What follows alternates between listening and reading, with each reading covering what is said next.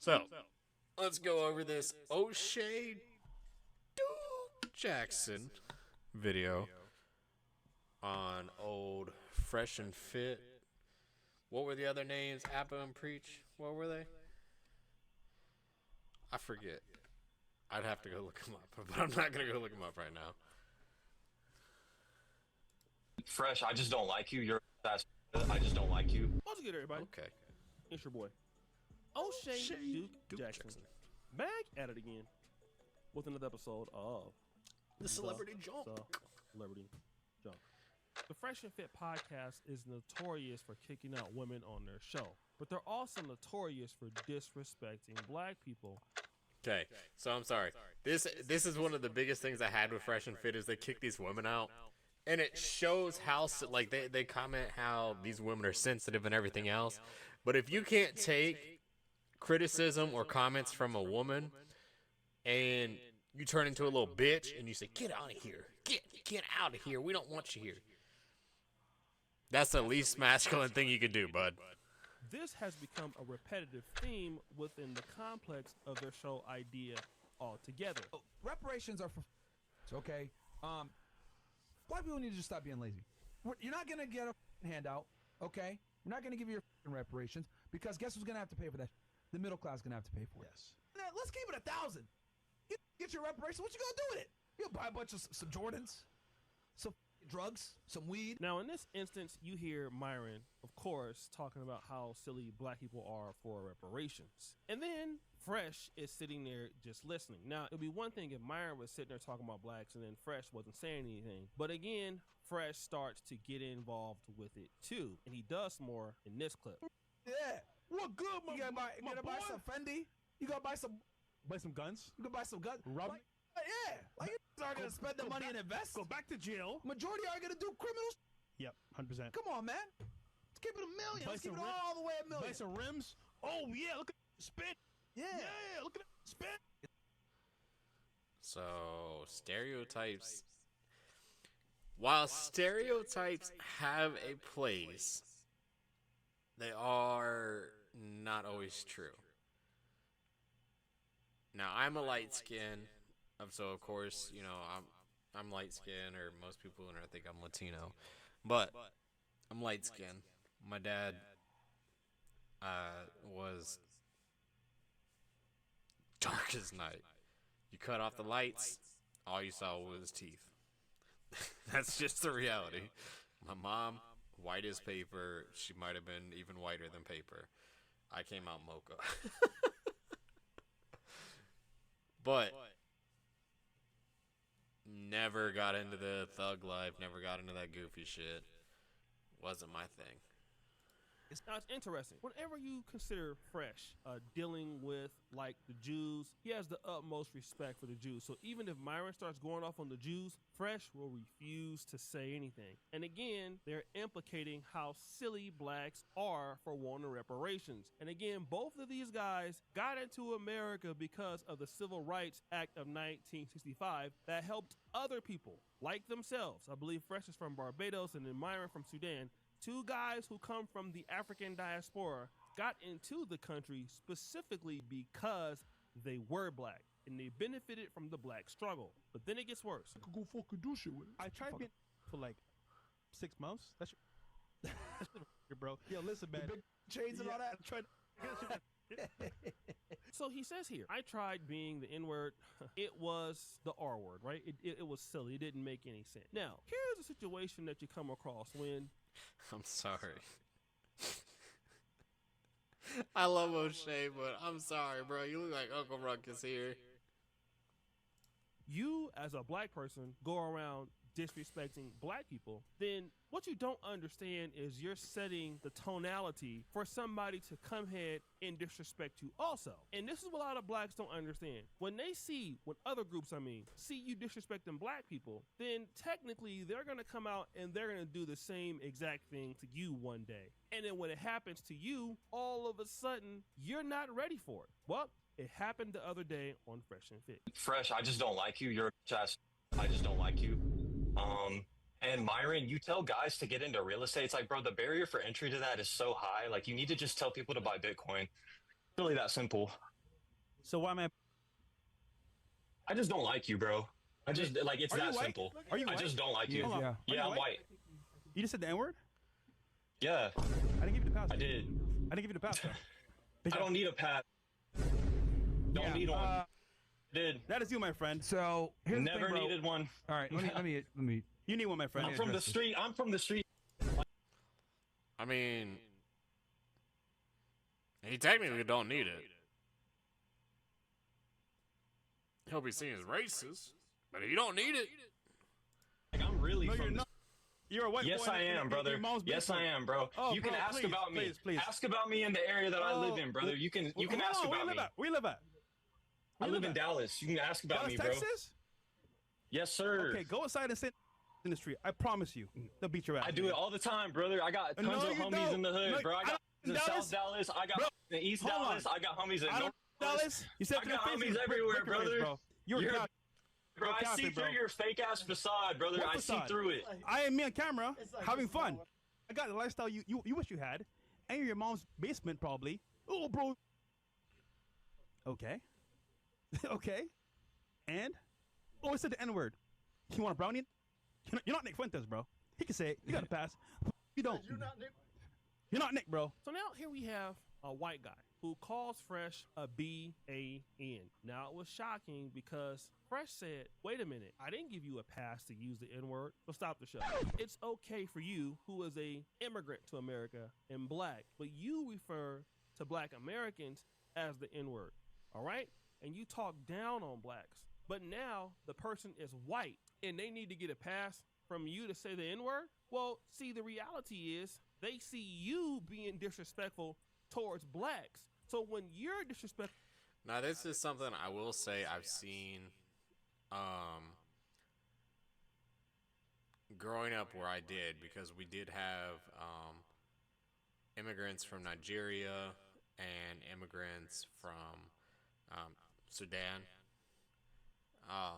We had those immigrants there, and they looked down upon people that were black and of American descent. So, you know, African American. They saw them as lesser than them. And it's not all of them, obviously, but like they saw them as lesser beings than they were when they were from Africa already. And it's like, we're descended from the same people. It's just ours were brought over here and we grew up in another area. towards blacks, then there is no reason for them to respect blacks either, okay? Because you're not showing any respect for yourself. And then the guy repeats it. He says, you heard what I said, B-A-N. Then Fresh says what? Well, you wouldn't say that in front of other blacks. You couldn't go to Dallas and say that. Well, the reality is, Fresh, you wouldn't go to Dallas and say that. You wouldn't say anything that he's saying. You nor Myron will go around saying what he's saying in front of blacks, because you guys talk even worse about blacks than what he's doing. And what people would see is the white guy. And not only that, they made them comment about Fuentes. You platformed Nick Fuentes multiple times. And Fuentes, to Myron's face, said that he was lesser than the white race. Myron was in a group panel, whatever you want to call it, and he sat there and let somebody tell him that he needs to go back to Africa. All these black people need to go back to Africa. This is a white America. This isn't our country. And he sat there and said nothing. Yeah, he shouldn't use the N-word, but he's saying, check my credentials. People know about me. Ask about me. Like, what's the problem? Folks know who I am. Folks know how I get down, right? So he basically saying he's running with the blacks. He just happened to be white. So in other words, I got more pull in the black community than you. And when I'm calling you the N-word, for me, I'm not looking at it as racist. That's just what I think you are. But see, Fresh is not ready for that type of smoke. And many dudes ain't ready for that type of smoke. And see, this is what I want to tell you guys. When you're in front of other groups and other communities, you really got to be careful of what you're saying about the black community in front of those folks. Let me give you an example. I was living in Poland, okay? And it was a brother that was from, I'm not going to say the country, but it's a big African country. And he was talking down on the problems in this country. The country's very well known. They're a trendsetter, so you probably figure out what it was. Somalia. He was saying, look, the country I have is corrupt. The people are corrupt. Folks steal. Then he shifted the conversation to talking about the women. Like, women in my country, all they want is money. All they want is this. All they want is that. And I'm sitting there because he's having a conversation with us and a few other blacks. And I was concerned. I'm like, hey, bro, do you actually tell this to white people? He said, yeah, why not? It's the truth. I said, well, you may feel that it's the truth, my brother, but you got to understand you're living in Europe. And people here are already hostile towards us as blacks. And I was talking to him in that way because when you live in Poland, it's not like, let me be honest. When you live in Poland, people don't look at you as, oh, you're Ghanaian, or you're South African, or you're Jamaican, or you're, Nigerian, or you're, Black American. They look at you as all black, and you're from Africa. Everybody, right? So once you go out there and you start saying that, then it hurts the impression of blacks all across the city. So anyways, he ended up getting with this particular Polish lady. And of course, he was going around allegedly saying the same things I told him not to say. Okay? He was talking to her about the things that I'm talking to you about now. And so when he did it, they initially had a fight. Not a physical fight, but they was arguing. And then and his ass got lit up, I'm betting you. Against him as ammo. She was saying, you in my country, like, your country is corrupt. Your people are this. This is what you do. And while it might not have been the exact N-word type of thing that she used, she definitely used some language to let him know that as a black person, he was less than. And so then he felt really bothered by that. And he felt like, oh, well, you're being racist. Like, you're being racist towards me. How can you be racist towards me? Like, that's not right. So now he wants to cry and play the victim role, right? So again, you want to play the victim role, which is something we do in this country a lot. We talk shit about certain parts of our community, which, I mean, I won't even deny it. I do it. There's certain parts of our community that I shit talk. I can't stand the way that a lot of the hip-hop community is when it comes to the drugs, the guns, the violence. And I understand,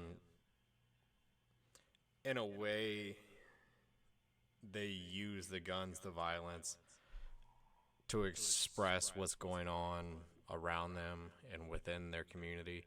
I understand that. I don't want to take that away, but I also think that our community is better than that. Like, the African American community can do so much better for themselves after we get out of this. We're victims of everything because we're only victims to ourselves. If you want to escape, you have to make the effort to escape, and I know people do. I know people make the effort to escape, and they get stuck, and they can't get out. I know it happens. But it's also that we don't have that support in our own community to help push us out. I mean, we had the BLM in Minnesota. All that money that was taken in wasn't even put into the city. It wasn't put into our black communities. Those people never saw it. I mean, there's tons of interviews of people in that community that said nothing's changed. All the money that was taken in and nothing's changed, which sucks. Our communities could grow. And we don't have the ability to, because one, there's not the community that we had hoped there would be. And we do hope there is. Because there's still hope that our community can build itself up further and further. But everybody in that community has to want to do it. It can't be, because the community kind of right now in certain aspects, is the crabs in a bucket mentality. We can't let one person get out and do better. We have to pull them back down with us. But then again, you were not saying that when you were going around talking about your own community in front of the whole entire world to see. Even if you don't like black women, you don't like black men, when you're in front of other groups and people are watching, they watch it how you treat your people. They watch it, right? They watch it. And you are the number one person that can teach others how to treat you. I want to give a shout out to Steve Dean. It's been a long time since we did the show, but he says, you teach people how to treat you. And this is the reality of it all. Yes, you do. And when you go out there and you act silly like that, and then people start coming towards you with that same kind of racism, and all of a sudden now it's too hard. Same thing that's happened to Myron. I'm not even going to play the clip, but we've already heard it. Myron has had multiple instances where he's been talking down on blacks, similar to what we have seen just now. Said some of the most disrespectful things. He will go to the white supremacist chat rooms, and do you think that they give him any kind of credit Exactly what I for just him said. talking down on blacks? Nah, you don't get no credit for that. You know what I'm saying? Oh yeah, well we You just want wanna- to somewhat of a pass. No, they're not gonna give you no pass. There ain't no pass. They just see you as another ignorant black person in those white supremacist groups. They see you as an ignorant black person, and what's the term? The something idiot. Essentially, you're a puppet. You're an idiot for them to use to in a community, and you can be used to say the things that they want to say. What happens? They talk to you crazy like they would talk to another person's adversary because they don't respect you. You don't respect your people. The biggest people that white supremacists respect are those people who are the exact opposite of them for their groups. All right, if you're a white supremacist, want to know who you respect? Most likely, somebody in the Nation of Islam. All right, this is why the Ku Klux Klan and Elijah Muhammad, actually, the Ku Klux Klan was trying to fund Elijah Muhammad and them to stay separate. That was the respect. The respect was we don't like each other, but we want to stay away from each other. Then, ironically, if you ever want to be friends, it got to be built on respect first. Okay, so you down for your community, and I'm down for my community. But the moment you start, kowtowing and trying to, talk down on other people, other blacks, at the behest of the whites, because you are doing it on some of the whites' behalf, not all of them, they end up disrespecting you. So bruh come on the channel, and he just start clowning him. Now, he might think he black.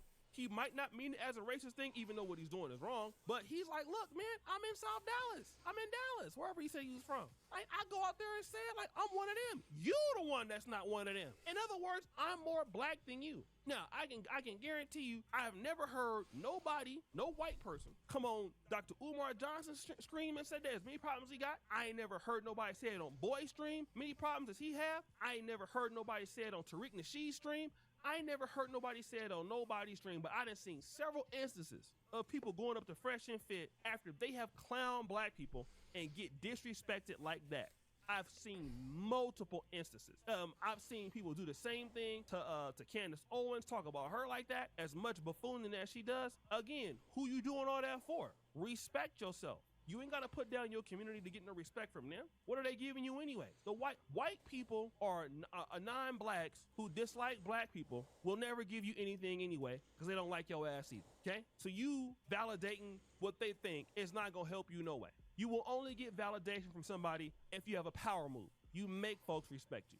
This is the same play the gays did. The LGBTQ community got where it's gotten today largely because of forcing respect.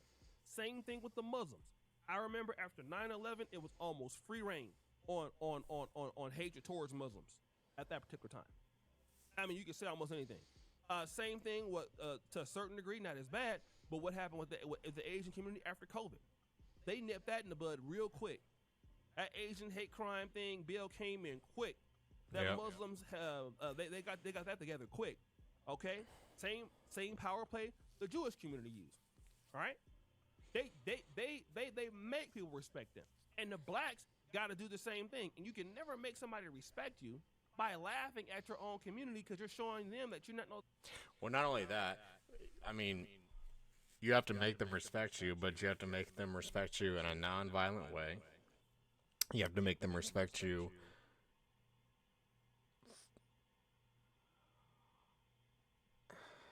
trying to think of how to put it. So respect in a non-violent way, you have to show that you're worth the respect. You know the whole saying, you don't get respect unless you show respect. That whole thing. And then, at least for me, I'm not one of those people that says you gotta adapt to their culture, but we have to change our culture in a way that isn't so violent, that isn't so anti-family. Because in my opinion, that's one of the biggest things when it comes to modern black families is it's not as tight-knit as it used to be. Like, the family I grew up in, we were all very close. We did the regular events and stuff. You know, we had family over all the time. We did family get-togethers on a regular basis. You know, family meant a lot to us back then. Nowadays, it's not the way it used to be. And I'm not saying we're ever going to get back to that, but I mean, that's getting back to where the black families were together. That's going to be one of the biggest things that gets shows the respect, so we can get the respect that we're owed. And getting rid of the victimhood. We're not a victim in everything.